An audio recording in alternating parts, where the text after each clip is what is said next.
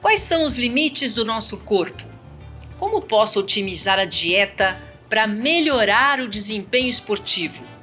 Que nutrientes são mais importantes para a prática de um esporte específico? Posso usar a alimentação para prevenir lesões? Quais são as estratégias nutricionais que podem ajudar na recuperação após treinos e competições? Para responder essas e outras perguntas, vamos conversar com o médico nutrólogo Dr. Edivaldo Guimarães Júnior. Pode chegar. Seja muito bem-vindo aqui com a gente, obrigado. Viu? Muito bem-vindo.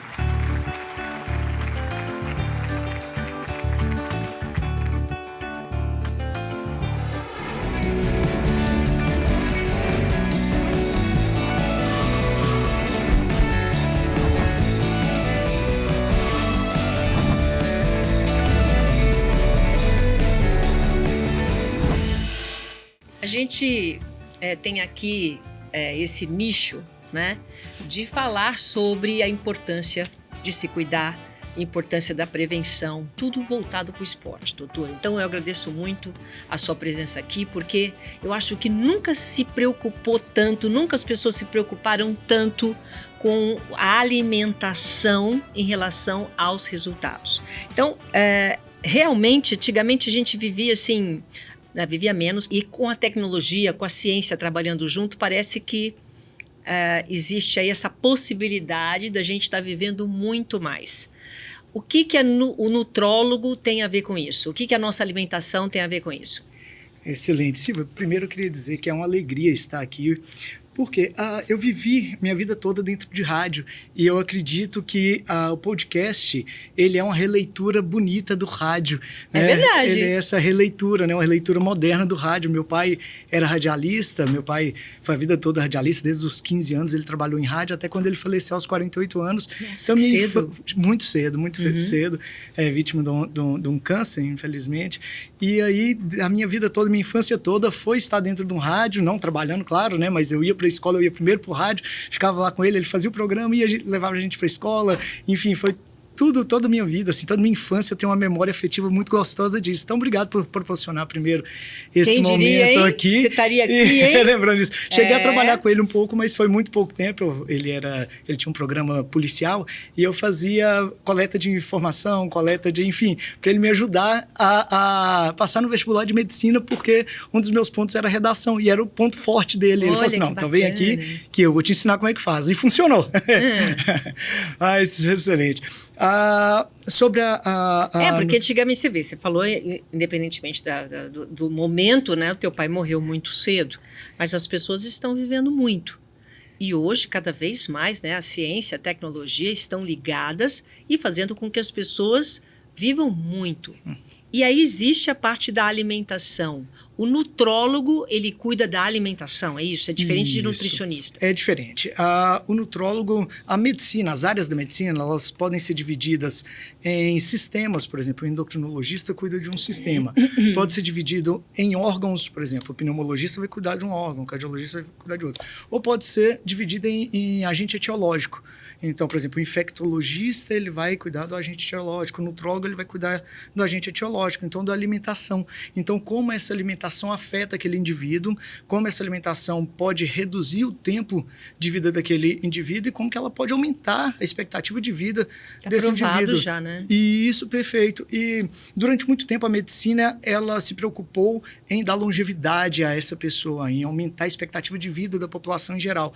Hoje em dia ela volta a olhar para esse aumento da expectativa de vida com qualidade, garantindo autonomia, garantindo que essas pessoas sejam funcionais na sociedade, não somente viver mais. Vivam como existam, né? Existam como indivíduo pensante e que consegue produzir algo na sociedade. A nutrologia, então, vem exatamente para isso, para poder tentar detectar, age como um instrumento de diagnóstico,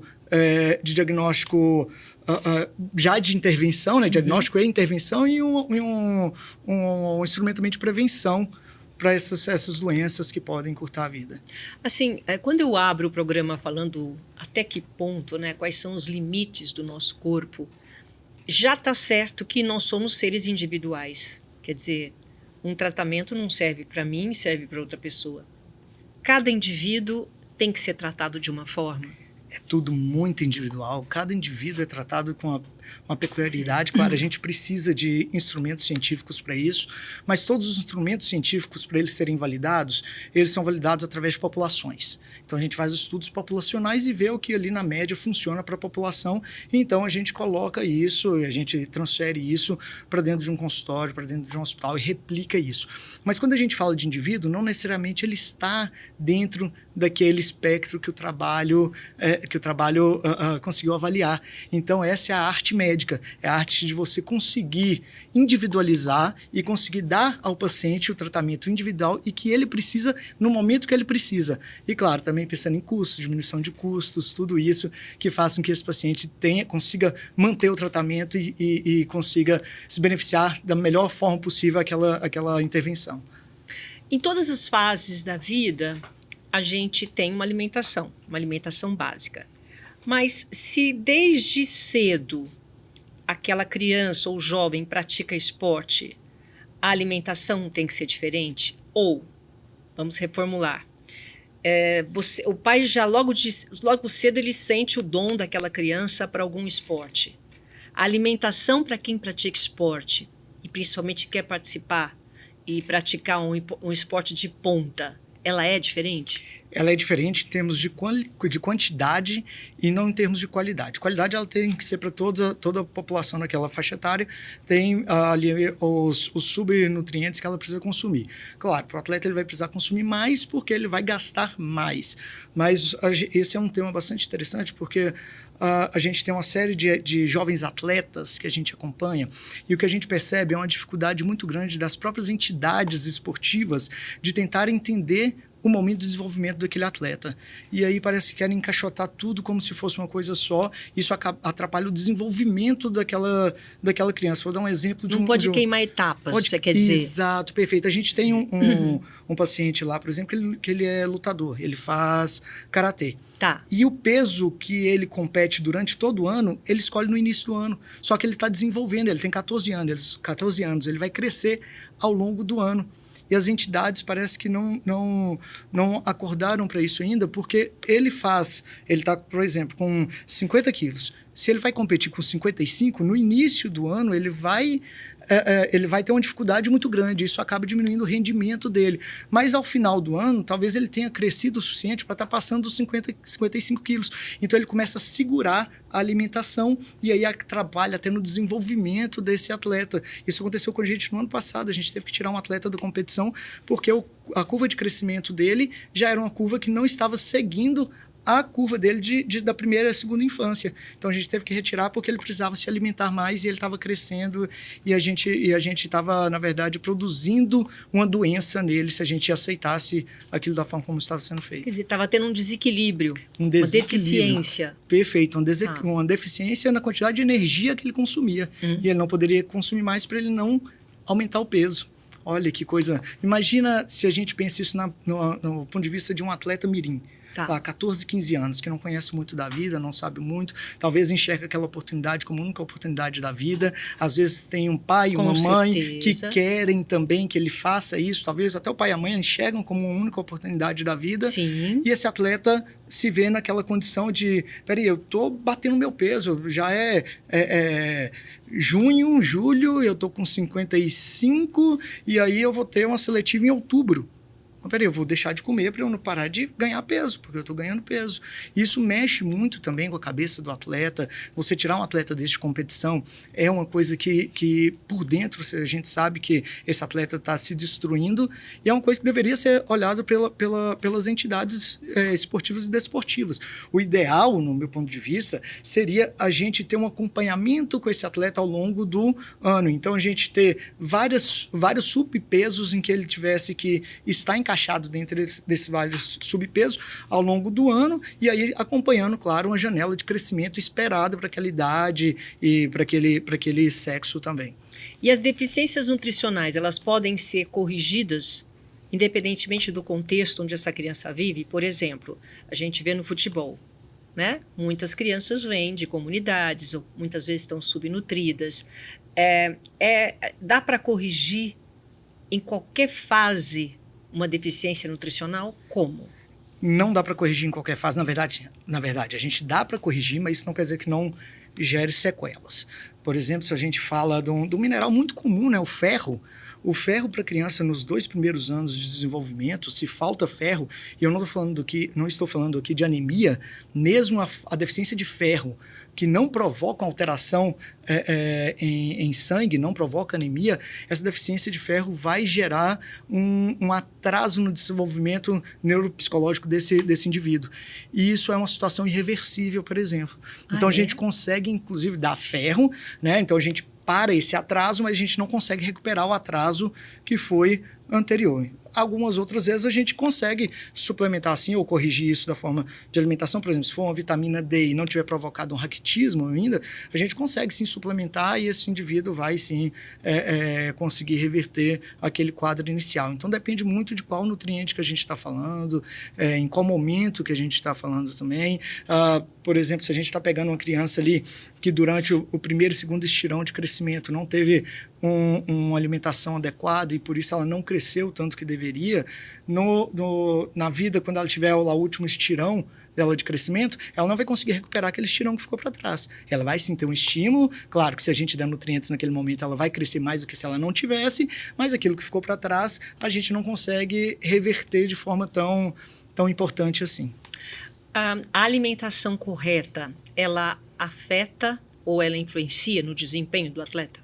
Muito, influencia muito. A gente vive uma onda aí de alimentações diferentes, de coisas diferentes, de muita informação na internet. Todos os tipos de dieta. Todos os tipos de dieta, assim, tem muita gente falando muita coisa. A gente tem documentários, né, falando muita desinformação, porque tem uma coisa na ciência que a gente chama de curva de Gauss. Então, na curva de Gauss, nas duas pontas da curva de Gauss, você tem uma pessoa que não vai responder nada àquela terapêutica e a pessoa que vai responder muito àquela terapêutica. E no meio a gente tem a população geral. Então, muitas das vezes, esses documentários pegam justamente essas pessoas que são hiperrespondedoras e coloca como se fosse o comum da sociedade. Então, vamos fazer uma dieta com baixo carboidrato, por exemplo, que é o que mais a gente vê, com baixo carboidrato. Então, vou pegar os atletas que super se beneficiaram com isso e vou colocar como se fosse uma verdade absoluta.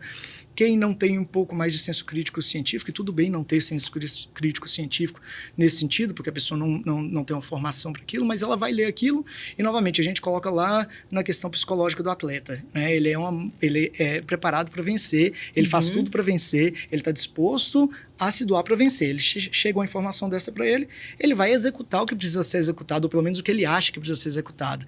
E aí, então, a gente tem as alimentações que acabam mais atrapalhando o processo de resposta do que melhorando. Então, a gente hoje tem muito bem fundamentado na ciência quantidade de carboidrato que a gente precisa dar, quantidade de proteína que a gente precisa dar, como é que a gente divide esses macronutrientes, né? Por exemplo, se a gente vai estar falando de um paciente, de um atleta que vai fazer uma atividade física de alta intensidade, a gente está falando de uma carga de carboidrato de 8 a 10 gramas de carboidrato por dia, por quilo. Então tem que pegar o peso dele, multiplicar por 8 a 10 e vai ser a carga de carboidrato que ele vai comer no dia. É muita coisa de carboidrato.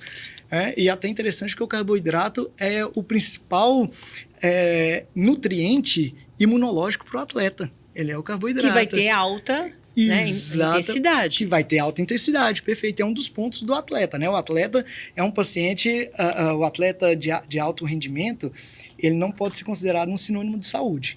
Né? Não, ele é extremamente inflamado. Olha, quando chega todo atleta de alto rendimento que sentou aí, saiu quebrado, não sei quantas costelas, né? Tudo assim na enfermaria. Não é sinônimo de saúde, está longe de ser. Está longe de ser. Mas o exercício físico, sim, esse é sinônimo de saúde, mas não necessariamente naquela intensidade que eles precisam fazer para ser de alta performance. Então, sim, a gente tem mecanismos hoje muito bem sabidos que a gente consegue, sim, dar o nutriente certo e faz essa melhora de performance também, dependendo do tipo de exercício que ele vai fazer. Quando fala nutriente certo, é comida? A sociedade americana, a escola americana de medicina esportiva, ela fala que, se possível, tudo seja através do alimento. Comida. comida. Caso a gente não consiga, o suplemento está aí para isso. Por isso que o nome é suplemento, que eu vou suplementar aquilo que eu não consigo ofertar.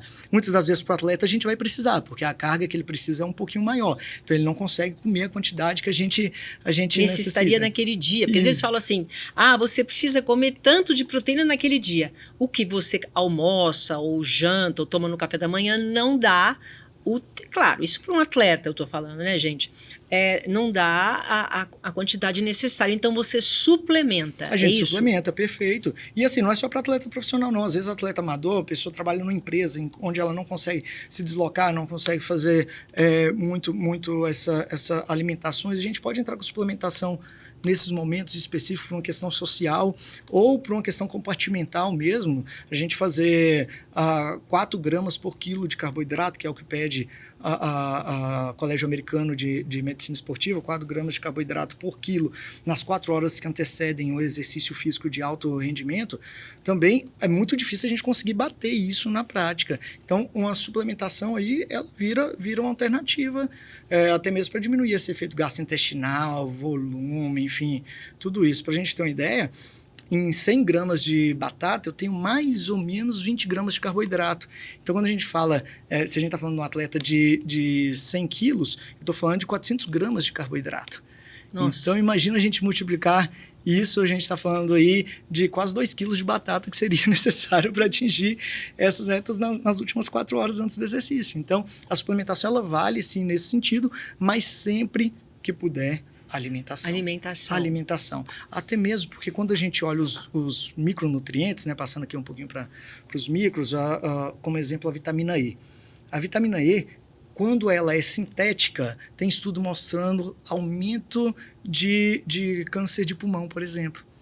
Em alguns públicos específicos. Que onde ela é comprada em cápsula. Quando é comprada em cápsula. Quando ela é da fruta, diminuição do risco de câncer de pulmão. Então, onde tem vitamina E? Já fala. Então. A vitamina E a gente pode encontrar encontrar ela nos ovos. Mas quando você fala ovos, são muitos por dia? Não. A quantidade de ovos por dia aí, entre 2 e 3 ovos por dia, já está passando tá numa quantidade ideal. Claro, né? Isso para uma pessoa de uma idade aí, de um jovem de mais ou menos 70 75 quilos, não só jovem, tá? Mas uma pessoa de 70, 75 quilos, adulta, a gente pensa em 2 a 3 ovos. Se a gente, por acaso, quiser fazer mais ovos, o ideal é realmente a gente tirar a gema e fazer, então, a clara de ovo, porque ela é rica em proteína. Entendi.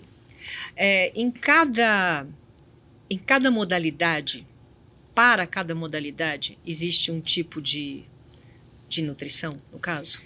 Dependendo, a gente coloca isso em blocos. Dependendo do tipo esportivo, a gente vai precisar de um tipo de nutrição diferente. Um exemplo aqui muito claro, né? O paciente que faz natação, ele não precisa de um percentual de gordura tão baixo quanto um paciente que faz uma maratona. Então, o paciente que faz maratona, ele tem um percentual de gordura muito baixo pelo próprio estresse metabólico que ele vive ali, do gasto energético muito aumentado durante muito tempo de replicação de exercício físico. Então, se a gente muda isso, porque a gente vai mudar o que a gente quer de composição corporal. A gente sabe que um pouquinho de gordura, não muito, tá? Não estou falando do paciente obeso, nada disso, mas um pouquinho de gordura, inclusive, ajuda a flutuar na água. Sim. Então, ter um percentual de gordura muito baixo talvez atrapalhe esse nadador. Claro, cada caso é um caso, é individualização, mas atrapalhe esse nadador na sua performance física. Então, se a criança, o jovem, escolhe nadar, é bom a gente já fazer um planejamento do que ela vai comer, é isso? Um planejamento de tudo que ela vai comer durante todo o desenvolvimento dela, o que vai comer. A gente acompanha as linhas de crescimento, a gente acompanha as linhas de desenvolvimento psicomotoras, as linhas de desenvolvimento físico. Sério, doutor? Sério, a gente acompanha isso tudo, a gente vê como é que está o desenvolvimento dessa criança, para que a gente possa entregar não só um atleta de alta performance, mas também um cidadão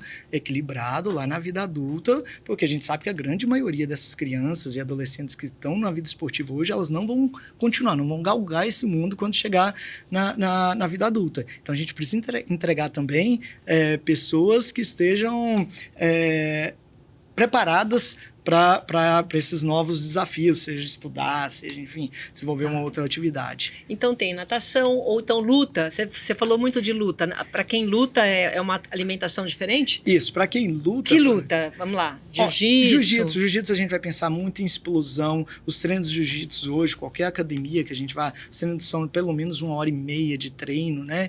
Então, para um cara para um atleta que quer profissionalizar em jiu-jitsu, eu tenho atleta lá que disputa competição mesmo, eles vão treinar ali cerca de 3 horas por dia só de jiu-jitsu.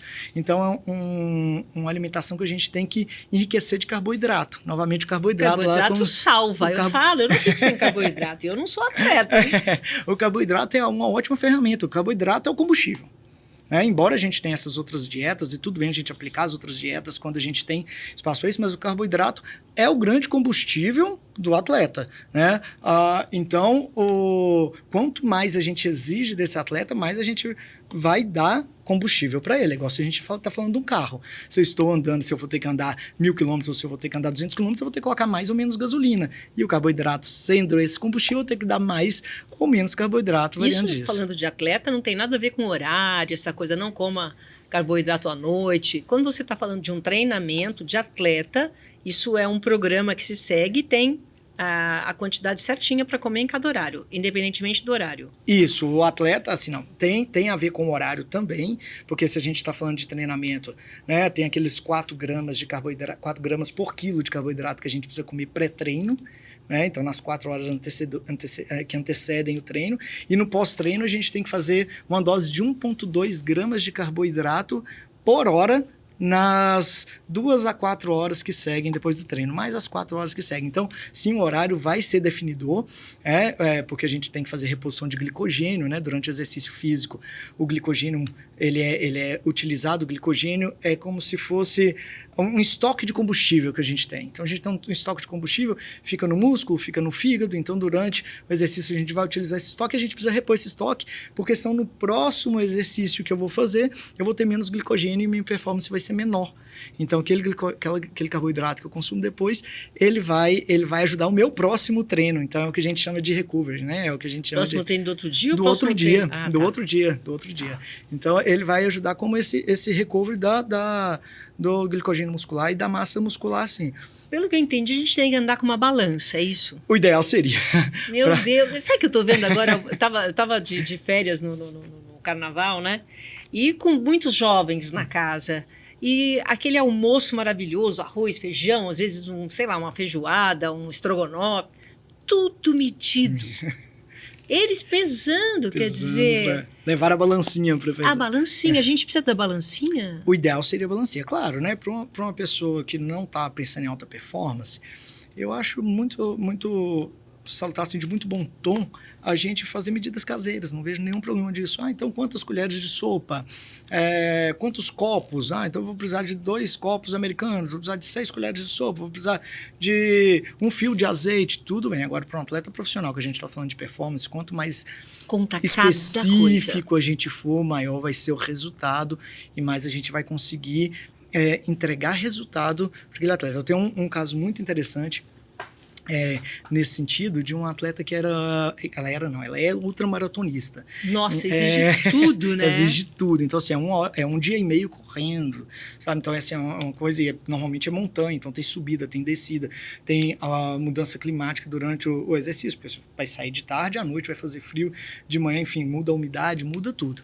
E essa atleta, a gente prescreveu para ela lá, certinho a gente fez, e eles levam cerca de 3 a 4 mochilas, dependendo a prova, enfim, o itinerário, e eles deixam essas mochilas nos pontos de apoio. Então eles vão chegando e trocam a mochila e pegam uma mochila nova. E nessa mochila a gente tem que ter água, tem que ter eletrólitos, tem que ter alimentação, porque ela precisa ir comendo ao longo desse processo, tem que ter repositor, né? Então a gente faz um cálculo em uma conta, porque a mochila também não pode ficar muito pesada. Tá. Né? Porque se ficar muito pesado, imagina, você levar 10 quilos correndo, né? Não é fácil. Então se você puder diminuir de 15 para 10, aquele seu atleta já vai ganhar mais performance esportiva. Uhum. Então esse atleta a gente pegou e colocou lá algumas coisinhas, a gente fez medidas caseiras para ele. Tem que pegar uma bananinha, tem que pegar... E aí, para uma questão compartimental, a gente colocava lá, tem que levar um pão. Ele pegava o pão do menorzinho. Tem que levar uma bananinha, pegava uma bananinha pequenininha. Então, o nosso cálculo que a gente está fazendo ficou tudo subestimado, porque por uma questão compartimental ele escolheu porções e estava errado. E estava super errado. Então a gente teve que sentar, por isso que eu gosto muito da medida de peso, porque se pesa, é aquilo e pronto, não tem comer uma muito banana, erro. hoje estava lá uma banana, mas uma banana era desse tamanho, a banana que eu comi. Exato, então vão ser o quê? 50 gramas de banana, 100 gramas de banana? Pesa ali, tá ok, deu 110, não tem problema nenhum, mas não pode dar você colocar 100 gramas de banana e consumir 300, nem consumir 30 gramas de banana, né? Então a diferença é muito grande, existe um gap muito grande nisso, então tem que ser mais assertivo. A balancinha, quem quer ter resultado de forma importante, a balancinha é bem interessante. Eu aconselho. Em relação aos esportes todos em geral, qual deles exige mais cuidado na parte nutricional? Olha... Você falou da ultramaratona, não sei se tem alguma a mais. A ultramaratona exige bastante, mas eu acho que os esportes de luta, eles exigem muito porque existe a perda de peso. A perda de peso a pré-pesagem, né? Então, normalmente, por exemplo, se um atleta vai lutar nos 70 quilos, ele não tem 70 quilos. Normalmente ele tem 80 e poucos quilos. Então, ele perde peso até na semana anterior. E se a gente está falando em perder peso, a gente está falando em diminuição de oferta energética. Então, ele está treinando em alta intensidade e a gente não está dando tanto de energia que ele precisaria para executar. Por isso que ele está perdendo peso. Ele está consumindo a energia que ele tem de estoque. Né? A gente chama isso de balança energética. Então, a gente tem uma balança energética.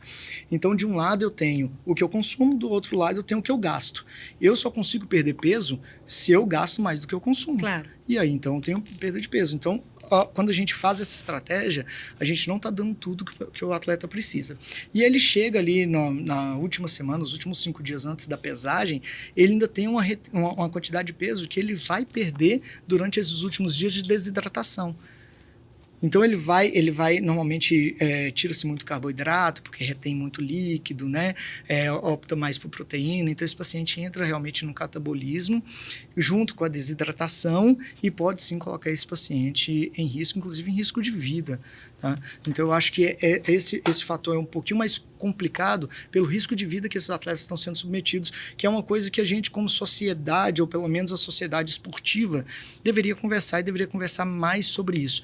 Esses atletas, eles precisam, uma modalidade que eu acredito que seja interessante, é a gente acompanhar o peso desse paciente durante 2 meses, por exemplo, ou nas últimas 3 semanas, e aí o último mês, e aí a média do peso ser validada como peso de luta, e não peso antes da luta, porque a gente tem colocado, sim, muito atleta em risco. A gente veio direto, atletas desmaiando, se eu não me engano, semana passada ou na outra, teve uma pesagem de um evento de MMA, em que o atleta desmaiou pela desidratação.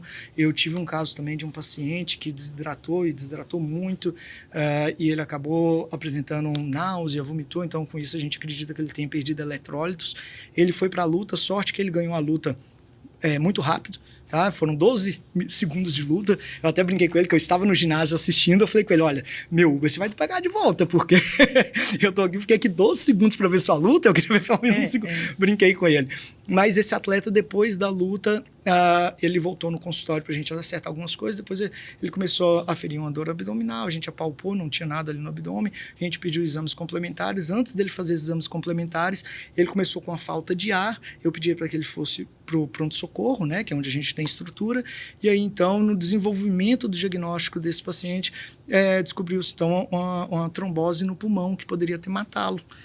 Mas nada a ver com o que ele estava se alimentando, foi com a desidratação, talvez? Com a desidratação pré-competição. Não tem, olha isso. Não tem uma relação específica com a alimentação, mas se a gente tivesse cuidado do peso desse paciente, da alimentação desse paciente o tempo todo, se a gente não tivesse essa exigência da desidratação dele naquele momento, ele não teria sido colocado em risco. É desumano, né? É desumano, é extremamente desumano. Você falou, não tem saúde, né? Não nesse tem tipo saúde. De esporte. Não tem saúde. Às vezes você vê lá vou chamar de criança, mas uma criança lá de 18, 19 anos, né, que veio de uma condição social muito baixa, que às vezes esses eventos, principalmente os eventos preliminares, ele vai pagar ali R$300, R$500 para quem ganhar, então é um valor financeiro muito baixo, mas ele tem um sonho de chegar num UFC, num PFL, Sim. de chegar num grande evento. Então ele vai se sujeitar a isso, submetendo-se a condições de risco muito importante, bem importante, e que se talvez a gente fosse um pouquinho mais cuidadoso, se a gente fosse um pouquinho mais... se a gente estivesse olhando não só para o resultado desportivo, ou não só para o show, né, para o business disso tudo, e olhar também para a saúde do atleta, a gente estaria cuidando dessas pessoas com um pouquinho mais de carinho. Você acha possível já uma nutrição para prevenir lesões? Tem nutrição para prevenir lesões. Inclusive, tem uma coisa bem interessante, né, nisso de nutrição. A boca ajuda a prevenir lesões.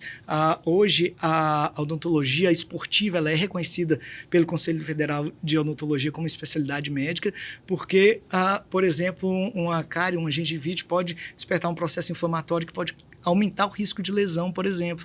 Então, tudo na boca, né? Tudo na boca. Começa aqui. Então, por exemplo, se a gente está falando de gel que a gente utiliza, o gel aumenta cárie.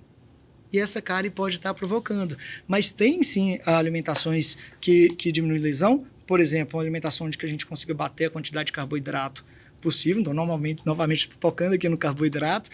Uma alimentação onde que a gente tem uma quantidade de proteína adequada. Então, ali para o atleta, a gente está falando ali de pelo menos 1,5 gramas de proteína por quilo no dia todo. Então, a gente pega o peso lá dele, vou usar os 100 quilos para ficar fácil, tá? Então, a gente pega o peso dele lá 100, a gente vai multiplicar por 1,5, então 150 gramas de proteína ao longo do dia. 150 gramas de proteína macronutriente, não de carne que tem proteína, que um bife de frango, por exemplo, de 100 gramas tem mais ou menos 18, 20 gramas de proteína. Um ovo tem mais ou menos 6, 8 gramas de proteína só. Eu tô comendo ovo só, preciso comer mais ovo. Pode comer mais. Coma 2, isso aí vai ter pelo menos 12 gramas de proteína. Eu vou aproveitar esse momento da proteína aí para colocar uma coisa para os nossos normais, né? Nós que somos seres normais e não somos atletas. Muito se fala agora da proteína. Tudo precisa de proteína, seja qualquer idade. Principalmente, né, para os mais velhos hoje. As pessoas estão vivendo muito, né? Então, proteína, tem que comer proteína. Essa proteína é quanto? Dependendo do peso. No caso, tem que pôr suplementação, tomar um whey. Como que é essa proteína que as pessoas falam tanto? Isso depende da faixa etária dessa pessoa. E, claro, a gente está falando de pessoas saudáveis, porque se tiver, por exemplo, uma insuficiência renal, dependendo do grau de insuficiência renal, a gente tem que modificar. Se tem uma hepatite, uma cirrose, a gente precisa modificar essa ingesta proteica. Mas estou falando aqui agora de uma pessoa saudável, né? A quantidade de proteína, ela deve variar ali entre 0,8 e 1,2 gramas de proteína por quilo. Por quilo? Por quilo. Tá. Essa é a quantidade proteica Então, eu tenho normal. 60 quilos, eu tenho que... 60 quilos vai ali mais ou menos, vezes 0,8, vai dar...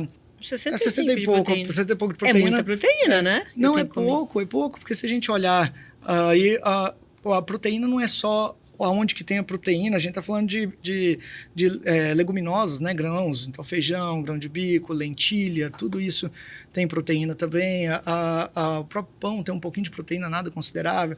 Tem o queijinho que a gente usa, tem às vezes o leite que a gente toma, então tudo isso tem um pouquinho de proteína. Na hora que a gente junta, não é muito. Para uma pessoa que está mais... avançou um pouquinho mais na vida, ou uma pessoa que faz um pouquinho de exercício físico ali, né, que é o ideal para todo mundo, fazer exercício físico, a gente pode até subir um pouco essa régua, tá? Então, entre 1,2 e 1,5 gramas de proteína por quilo, né, seria algo mais interessante. E aí o whey protein depende da quantidade de proteína que eu como ao longo do dia. Então, por isso que todas as consultas em nutrologia, elas precisam ter um histórico alimentar mínimo, para eu tentar entender. Às vezes o paciente chega lá e fala, eu quero tomar um suplemento. Faz o histórico dele, não precisa de suplemento. Mas se não fizer esporte, não precisa, por exemplo, tomar whey? Aí depende da quantidade de ingesta de proteína. Eu tenho pacientes que não gostam de carne e não gostam de ovos. Então pode tomar whey. Aí a gente coloca o whey. Não precisa necessariamente fazer esporte. Não precisa necessariamente fazer esporte. Até mesmo que a whey protein hoje, né, talvez seja a proteína mais estudada e ela é bem legal, porque a proteína ela é formada de aminoácidos, né, que a menor parte da proteína são os aminoácidos. E a diversidade desses aminoácidos a gente chama de aminograma. Então, o whey protein ele tem um aminograma bem diversificado, né? E isso é importante porque ele serve como substrato para a formação de praticamente todos os tecidos do corpo.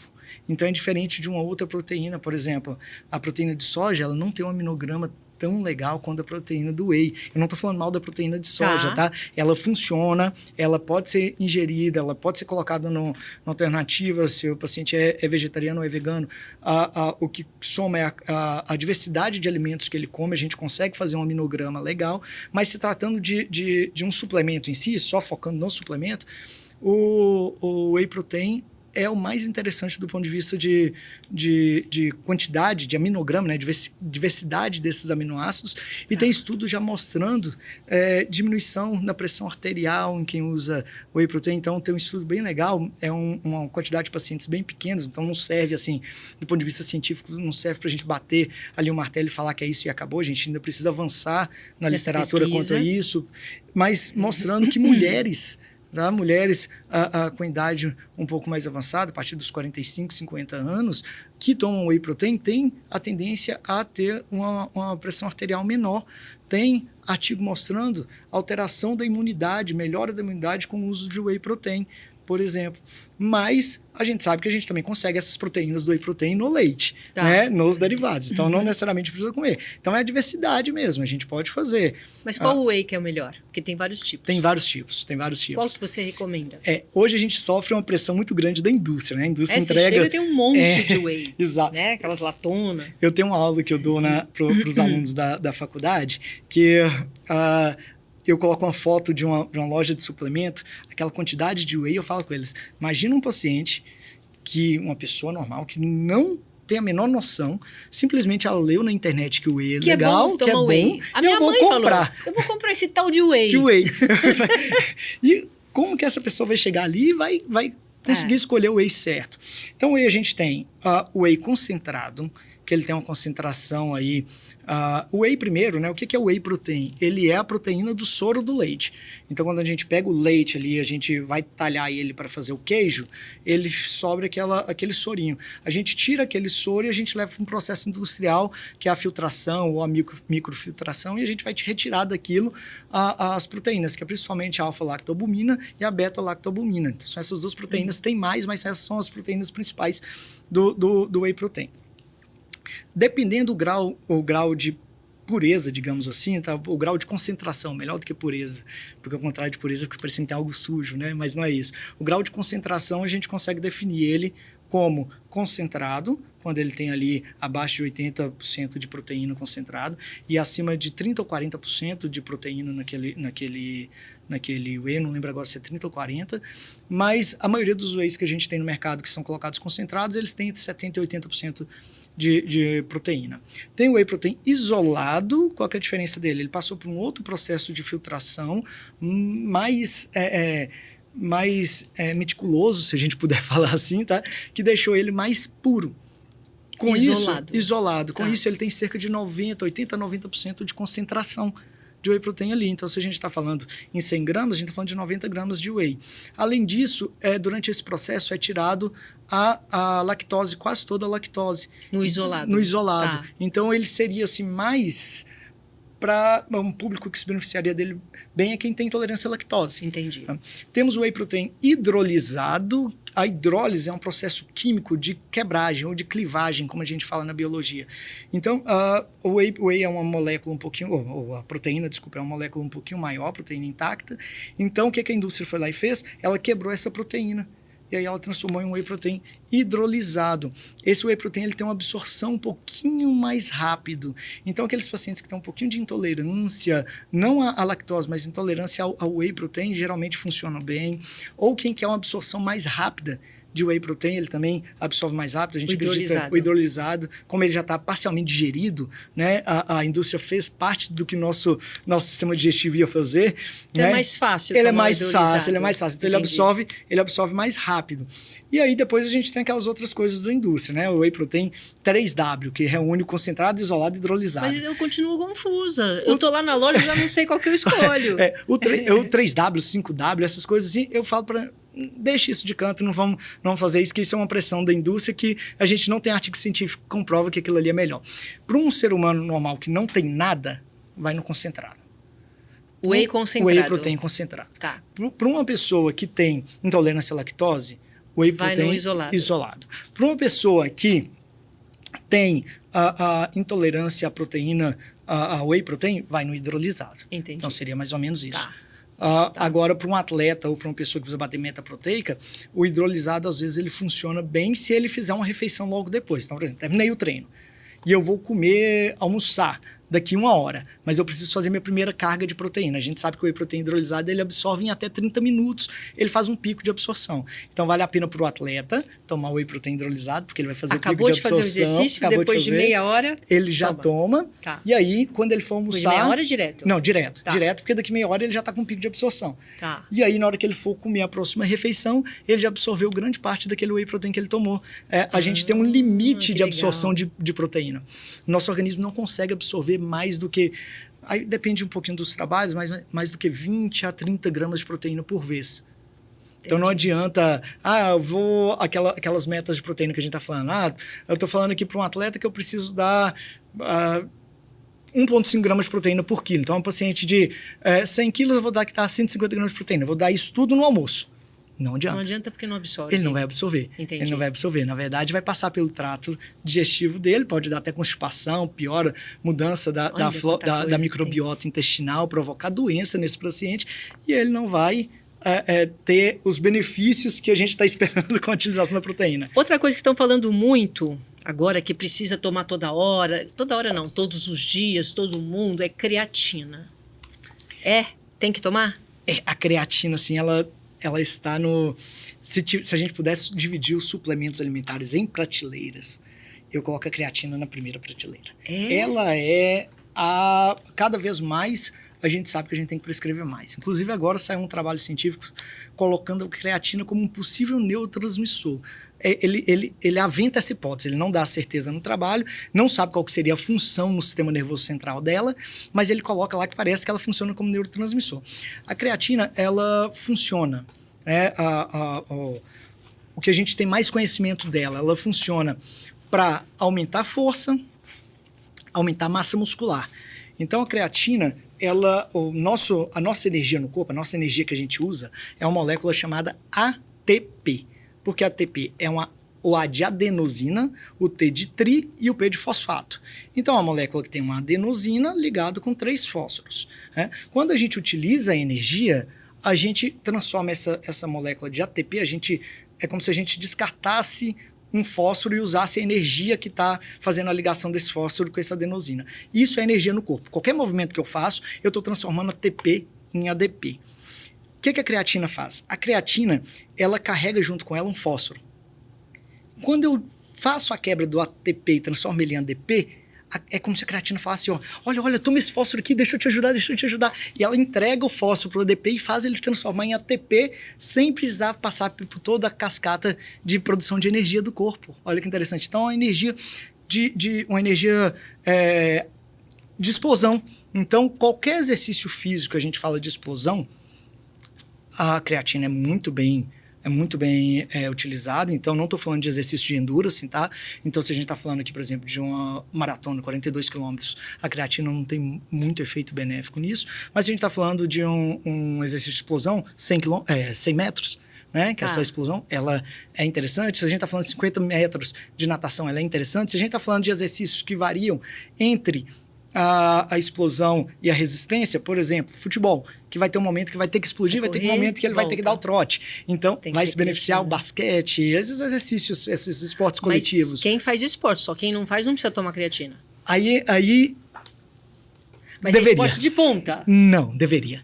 Ou vai a musculação? Não, a musculação. A senhorinha que faz a hidroginástica. A senhorinha, idosos se beneficiariam muito com creatina, porque, primeiro, o idoso, a grande preocupação da gente no idoso é a diminuição da massa muscular, o que diminuiria muito, o que diminuiria a autonomia desse idoso. E a autonomia, a gente está falando aqui de qualidade de vida, né? A gente está falando, o que eu quero com o idoso não é que ele suba numa competição de fisiculturismo, eu não estou orientando ele a fazer musculação para isso. Eu quero que ele vá ao supermercado, sim, eu quero que ele consiga sacola, carregar uma sacola, eu quero que ele pegue a mala e coloque a mala na parte de cima do avião quando ele for viajar. Então é a autonomia que a gente tem que dar para esse idoso. Então a creatina funciona muito bem nesse sentido, porque ela vai manter a massa muscular e às vezes até aumentar a massa muscular desse idoso. A creatina, ela vai funcionar também como prevenção de doenças degenerativas, Alzheimer, por exemplo. Olha, tem que estudo legal. mostrando a creatina nesse envolvimento aí de diminuição de risco de Alzheimer. Então, ela é um suplemento que eu indicaria, a não ser que a gente tenha uma contraindicação específica, uma doença renal grau 5, alguma coisa específica assim. Para todos. Para todo mundo. Ela é uma para todo mundo. O que vai variar um pouco é a dose que a gente vai fazer, e a gente também precisa ver a resposta daquilo, né? Ver se a função renal não está piorando, apesar que tem estudos mostrando que ela não piora a função renal, mas ainda é um medo que a gente tem, então a gente acaba tendo que coletar um laboratório só para certificar mesmo.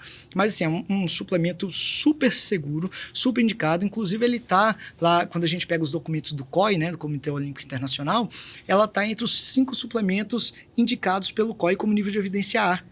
Né? Ok. É a creatina, é a cafeína, a betalanina, o suco de beterraba, a creatina, cafeína, betalanina, suco de beterraba. Suco de beterraba no meio do suplemento? Suco de beterraba. E ele está entre os elementos porque ele produz uma substância que é o óxido nítrico.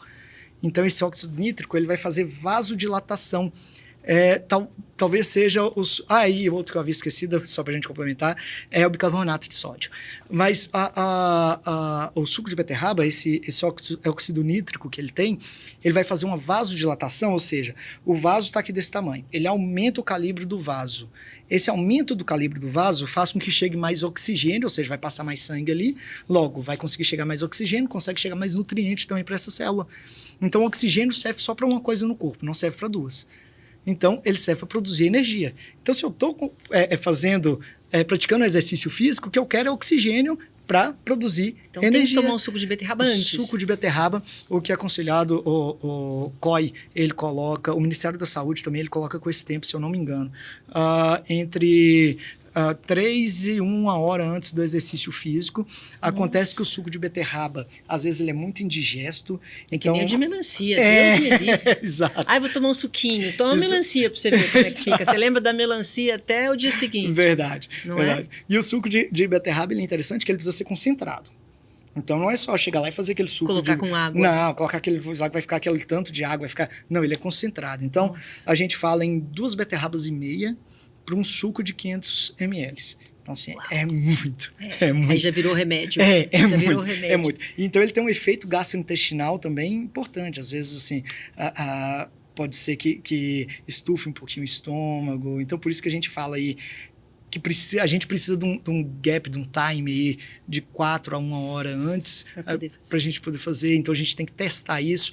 Uma coisa que eu sempre brigo, e eu brigo também com os alunos lá da nutrologia esportiva, é o seguinte: a gente nunca deve fazer com o nosso atleta coisa que a gente não experimentou no treino. Se ele vai competir, eu só posso utilizar na competição que a gente treinou. Claro. O que a gente vai treinou. Experimentar coisa no dia da competição. No dia da competição. E a gente tá cheio de atletas amadores, né? Falando dos atletas amadores, atletas de corrida, por exemplo, que vê... eu vou fazer uma corrida de 42 quilômetros, é a minha primeira. Vou fazer 15 quilômetros, é a minha primeira. Chega no colega, o colega está tomando tal coisa, ele vai testar, tem uma desinteria, tem um aumento do trânsito intestinal, tem umas fezes amolecidas e atrapalha. Cada indivíduo é de um jeito. É individual. Eu tenho um paciente lá que super se adaptou ao suco de beterraba, super gostou, não dá nada no trânsito intestinal. E eu tenho uma paciente que a gente teve que começar, a gente tentou os 500 ml, ela não suportou, a gente foi reduzindo, a gente teve que começar com 100 ml. 100 ml ela tolerou ali, não viu muita resposta. A gente chama isso de treinamento intestinal. Então, a gente foi aumentando a quantidade do suco de beterraba até que ela teve uma tolerabilidade máxima ali, mais ou menos entre 300 e 400 ml do suco. Né? Se em 500 ml a gente vai ter cerca de 400 miligramas, a gente estava entregando para ela mais ou menos 300, 200 e poucos miligramas de óxido nítrico.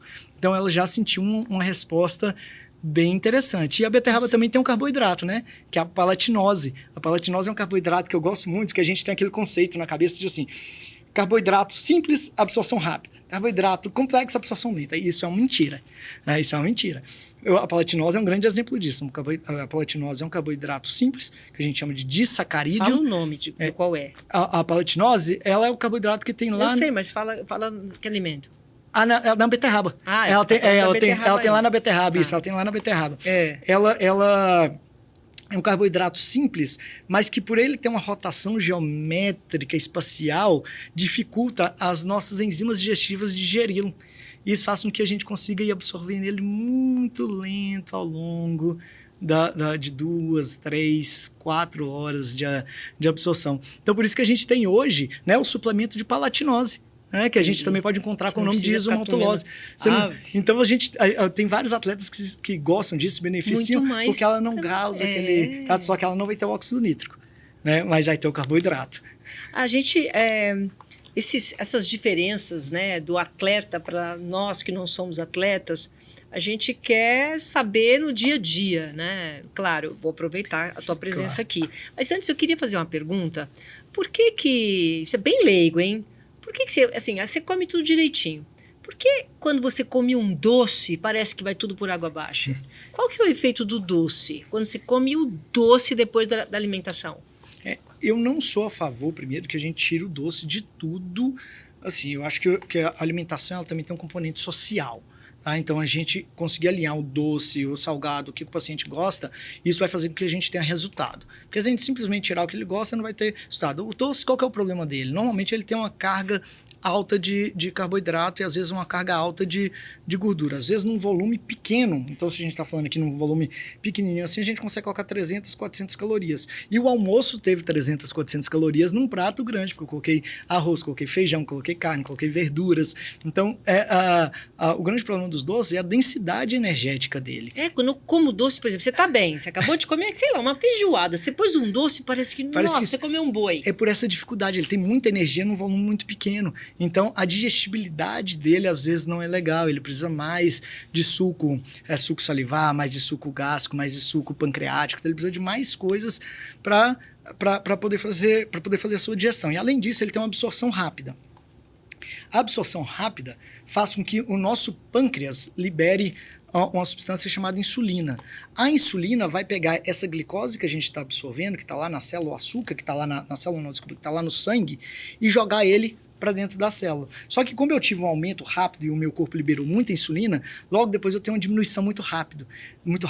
E essa diminuição rápida me dá aquela sensação de que sono, que cansaço. Mas é verdade que por exemplo, quando você come um doce, a digestão para toda para cuidar daquele doce? Isso, é muita energia numa quantidade pequena. É mesmo. Tá lá, digerindo, tudo bonitinho. Isso. Você colocou o doce para tudo, porque o doce é protagonista, é isso? Isso. É como se fosse isso. É claro que a digestão ela vai continuar, ela vai manter, mas a gente está deslocando muito mais suco, enfim, a gente está secretando muito mais coisas para poder fazer a absorção. E, além disso, o doce acaba também... como ele tem muito açúcar, existem vários tipos de receptores no intestino que vão absorver determinados tipos de açúcar. Então, como a gente está colocando muito açúcar ali, a gente está como se a gente estivesse saturando esses receptores que conseguem colocar o açúcar para dentro também. Então, a gente deixa muito mais coisa ali no estômago, no intestino, e isso vai dando aquela sensação, aí começa a produzir gases, aí dá aquela sensação de inchada, e parece que a barriga, que a gente comeu um boi, que a barriga inchou daquele jeito.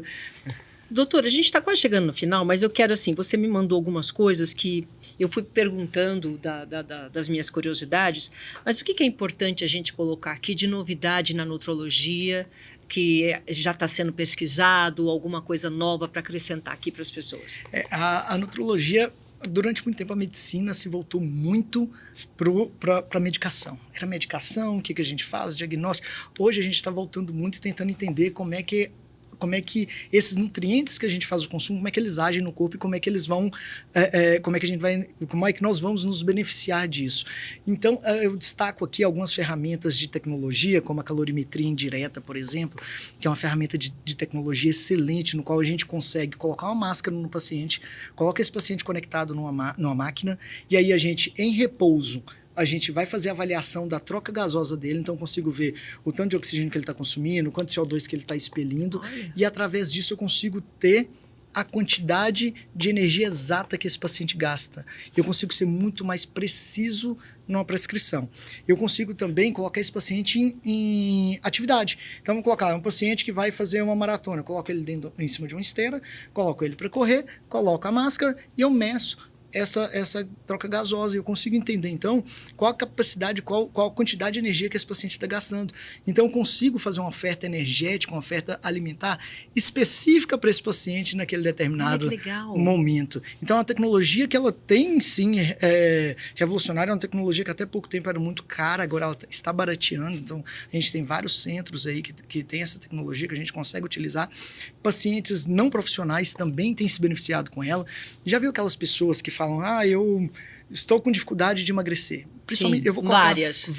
Eu principalmente vou colocar mulher aqui por uma coisa específica, que a mulher tem uma alteração hormonal, que durante um mês ela vai fazer alteração, a gente chama isso de gangorra hormonal, né? Ela vai fazer uma gangorra hormonal, e isso em um momento ela vai ter mais fome, em outro momento ela vai ter menos fome, vai ter um momento que ela vai gostar ali mais de chocolate, porque o chocolate é rico em triptofano, e esse triptofano no intestino vai virar serotonina, que vai acalmar ela, então por isso que tá naquele período pré-menstrual, o chocolatinho que come parece que é verdade.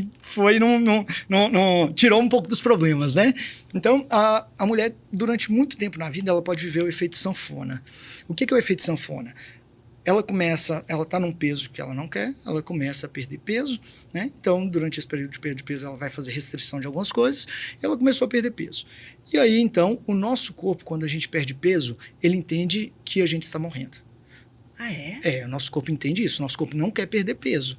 Embora a gente saiba que o excesso de peso é prejudicial, o nosso corpo ele é animal. Ele não sabe que do outro lado existe um supermercado que é só entrar lá e comprar um frango e eu vou comer um frango. Ele não sabe disso. O nosso corpo animal, ele entende que eu preciso caçar, eu preciso coletar. Então, esse corpo animal, quando começa a perder peso, ele entende que eu não estou conseguindo caçar nem coletar. Então, o que ele faz? Existe uma coisa chamada band point, que é uma faixa de peso que a gente mantém, né? Então, quando a gente sai dessa faixa de peso, ele começa a aumentar a fome, ele começa a diminuir a saciedade e ele diminui o metabolismo. E aí faz com que essa pessoa tenha mais fome, ela vai voltar a comer, e aí que está um ponto importante aí do tratamento do paciente com excesso de peso, porque a maioria das vezes, há 10, 15 anos atrás, normalmente os profissionais jogavam a culpa e a responsabilidade para cima do paciente, e isso fazia com que esse paciente se destruísse, né? Ele morria por dentro, e eu tenho vários pacientes assim que morrem por dentro, e que já passou por tanta coisa. Desiste, e na verdade o problema não é ela tem um processo fisiológico que está fazendo isso. Então ela começa a ganhar peso, de novo, e aí, então, ela aumenta mais do que o peso que ela tinha antes. Verdade. Porque o metabolismo dela agora está menor. E ela comendo a mesma quantidade que ela comia, ela tem um peso maior. E aí ela vai fazer o efeito sanfona de novo. Ela vai fazer daqui 3, 4 meses, 5 meses, ela vai entrar no regime de novo, vai perder componente fisiológico, ela vai ganhar peso e ela aumenta peso. E aí ela vai viver isso durante 20, 30 anos aí, vendo isso. Então, quando a gente roda esse equipamento, roda esse exame numa paciente que tem dificuldade de perder peso, a gente consegue entender se o metabolismo dela está lentificado ou não. E a gente consegue agir em cima dessa lentificação. E consertar o metabolismo? Às vezes, a gente consegue consertar, tem alguns mecanismos que a gente utiliza. A gente ainda está estudando muito isso, então a gente não tem muitas ferramentas, mas a gente tem ferramentas, por exemplo, temos estudos mostrando que o jejum intermitente pode aumentar o metabolismo, a gente tem algumas substâncias pode melhorar. Pode melhorar, pode aumentar em quem está baixo e não quem está normal. Então, se está ali baixo, ele pode melhorar um pouquinho o processo metabólico. Então, a gente vai utilizar ferramentas nutricionais. Então, por exemplo, quem sabe que tem o metabolismo lento, é bom fazer o jejum intermitente? É bom fazer o jejum intermitente, tem que tomar um pouquinho de cuidado com o jejum intermitente, porque ele pode ser uma porta também para transtorno alimentar, né? Então, ele pode ser uma porta ali para bulimia, ele pode ser uma porta para anorexia, então ele é uma porta que precisa ser acompanhado de perto, mas cada vez mais a gente tem produzido artigos científicos sobre jejum intermitente e parece sim que ele é uma ferramenta bem interessante num processo de emagrecimento e num processo até de longevidade, tá? O que é muito interessante. Tem um estudo feito com... Quanto menos você come, mais você vive. Mais você vive. E o jejum intermitente, se a gente lembrar, ele é bíblico. Verdade. É bíblico. Sim. Jesus já curou com jejum intermitente, né? Verdade. Ele falava, né? Ele ele instruiu para que se fizesse jejum e com isso diminuiu lá aquilo que a gente hoje entende como uma epilepsia, né? A pessoa estava tendo epilepsia, ele falou, não, deixa a pessoa em jejum e a pessoa parou a epilepsia. Hoje a gente sabe desses processos, a gente utiliza não o jejum exatamente, mas a gente utiliza uma ferramenta fisiológica que está lá na Bíblia, que é aumento da beta-oxidação, que é um processo aí fisiológico, que também acontece no jejum, né? Então a gente consegue explicar até a Bíblia hoje com o jejum. Então, dentro dessas novidades, só para a gente encerrar, infelizmente nós estamos já com o tempo contadinho, nós temos então essa calorimetria, o jejum intermitente que você acha bacana, e tem mais alguma coisa? Bioimpedância? Bioimpedanciometria também é uma ferramenta bem interessante. A bioimpedanciometria é uma ferramenta que ela vai avaliar a composição corporal, então eu consigo entender...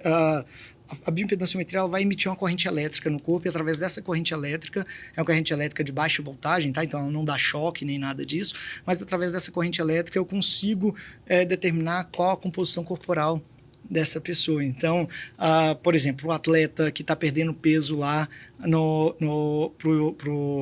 para a luta, eu consigo acompanhar o que ele está perdendo, se ele está perdendo músculo, ele está perdendo gordura, né? Como é que está sendo feita essa perda de peso, eu consigo intervir durante esse processo. Para um paciente comum, a gente consegue entender, o paciente perdeu 3 quilos, foi bom ou foi ruim? Se esse paciente não fizer exercício físico, esse paciente não estava fazendo exercício físico, começou a fazer uma musculação. E ele ganhou, a gente está fazendo um processo para ele perder peso, mas ele ganhou 1 quilo. Se a gente roda a bioimpedanciometria, a gente percebe, por exemplo, que ele ganhou 2 quilos de músculo e perdeu 1 quilo de gordura, o peso é menos importante nesse processo. Claro, então, cada vez tem um músculo aí. Tem um músculo, e o músculo pesa mais do que a gordura, né? Se a gente pegar 1 quilo de músculo é mais ou menos assim, 1 quilo de gordura é mais ou menos assim. Então, a gente chama isso de mudança compartimental. Então, a gente está mudando de um compartimento para o outro. Então, a bioimpedanciometria ela tem servido como uma ferramenta, né, na nutrologia esportiva para que a gente possa acompanhar esse atleta, tanto o atleta amador como profissional, de forma um pouquinho mais individualizada, um pouquinho mais próxima dele, e a gente conseguir entregar mais resultados. Então, são resultados que 1 segundo ou 2 segundos para um atleta profissional pode significar ouro ou não ter medalha. Então, esse acompanhamento pequeno que a gente fala, por exemplo, como a gente está falando, a beterraba, né? Um pouquinho disso que você faz, que o atleta consiga ganhar 0,2 segundos. Hoje é no detalhe que está ganhando. No detalhe. É no detalhe. Fora os grandes campeões, né? Se a gente pegar Bolt, né? Ali é extraterrestre que está na Terra. Né? Mas tirando esses aí... O detalhe pode estar na alimentação, pode estar num detalhe de um suco de um treino, beterraba, de uma alimentação, de um sono, né? São os pilares aí da resposta esportiva. Alimentação, treino e sono. Se a gente não manter esses pilares em pé, a gente tirar um deles, vai cair a nossa estrutura. Tá? Então, a gente tem que manter isso. Então, esses pequenos detalhezinhos, eles decidem, muitas das vezes, eles decidem entre um ouro e não subir no pódio. Olha, entre o paciente, entre aquele atleta que está vivendo a sua melhor fase, ou ele tem uma frustração de um trabalho de 4 anos que ele buscava por uma resposta, infelizmente essa resposta não veio. Muito bem. Tá bom, doutor. Muito obrigada pela aula. Faltou alguma coisa que você queira falar? Não faltou. Na verdade, eu quero agradecer pela oportunidade. Como eu disse, esse momento de estar aqui é um momento para mim, que é um momento, aquela memória afetiva também, né? De poder estar novamente num ambiente, apesar de ser um podcast algo novo para mim, mas aquele ambiente de rádio, aquele ambiente dessa releitura é uma coisa que sempre vai me emocionar e sempre vai me tocar, vai fazer eu lembrar do meu paizinho que está olhando aí para mim lá em cima. A gente agradece muito a tua presença aqui, tá bom? Muito obrigada mesmo. E tá aí, mais uma vez, um grande conteúdo para você que a gente compartilha e convidando sempre, claro, para você se inscrever no canal, Pode Chegar com Silvia Vinhas e estar aqui com a gente sempre para conteúdos relevantes para você e para a tua vida. É isso aí, até a próxima. Obrigada pela companhia.